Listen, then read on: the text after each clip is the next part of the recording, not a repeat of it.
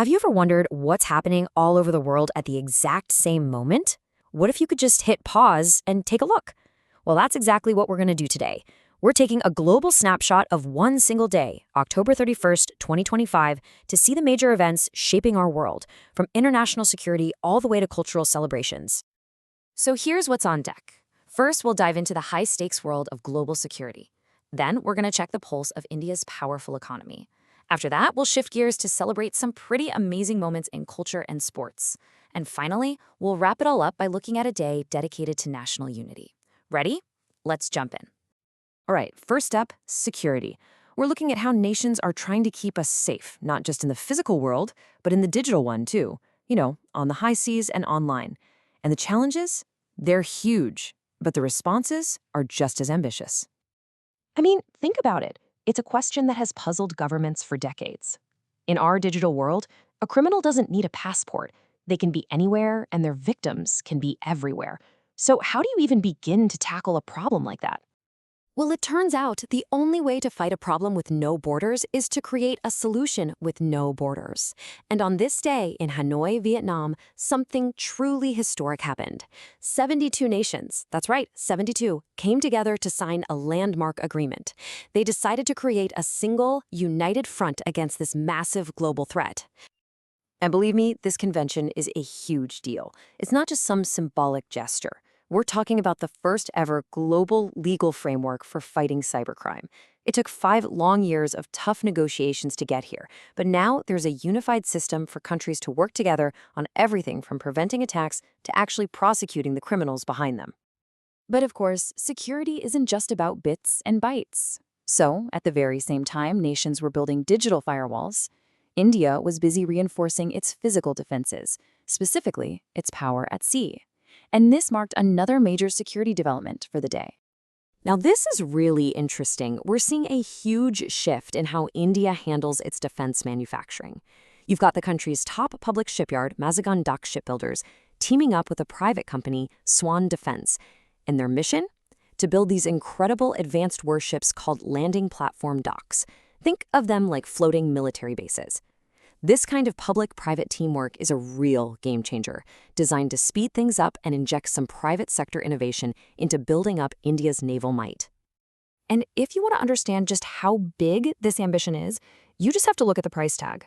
The whole project is estimated to cost a staggering 33,000 crore rupees. This is so much more than just building a couple of ships. It is a massive national investment to secure India's future on the seas. Okay, let's switch gears a bit. From defense, we're moving on to the economy. We're about to zoom in on the twin engines that power India, its industries and its farms. So these numbers from September 2025 basically give us a checkup on India's economic health, and it's looking pretty strong. Overall, industrial production grew by a solid 4%, which is great. But the real star of the show here was manufacturing, jumping up by 4.8%. It's a clear sign that the country's big industrial initiatives are really paying off. But look, a country's economy isn't just forged in factories, right? It's also grown out in the fields. And on this very day, some major moves were being made to support India's absolutely massive agricultural sector. The government rolled out what was basically a 1-2 punch to help its farmers. First, a brand new high-tech plant was opened to make sure farmers could get their hands on top-quality seeds. Better seeds mean better crops, simple as that. And second, crucial subsidies were approved to make fertilizers cheaper, which directly helps the farmer's bottom line, right before the super important winter planting season. All right, enough about economics. Let's get to the human side of things. This next part is all about celebrating some amazing, lasting legacies in the worlds of culture and sport. These words just perfectly capture the feeling of a special event that took place in Beijing. A beautiful bronze statue of Rabindranath Tagore, a Nobel Prize winner and one of India's most beloved poets, was unveiled at the Indian Embassy.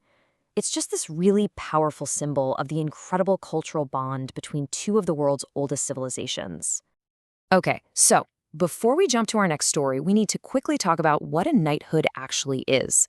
Basically, it's the highest civilian honor you can get in Britain. It's given by the monarch for an absolutely outstanding contribution to the nation in pretty much any field: arts, science, sports, you name it. And on October 31st, that incredible honor went to a true living legend of the game of cricket. At the historic Windsor Castle, the phenomenal fast bowler James Anderson was officially knighted for his services to the sport. He is now, forever, Sir James Anderson. So what makes him so legendary? Well, a lot of things, but it really boils down to this number, 188. That is the world record number of test matches he played.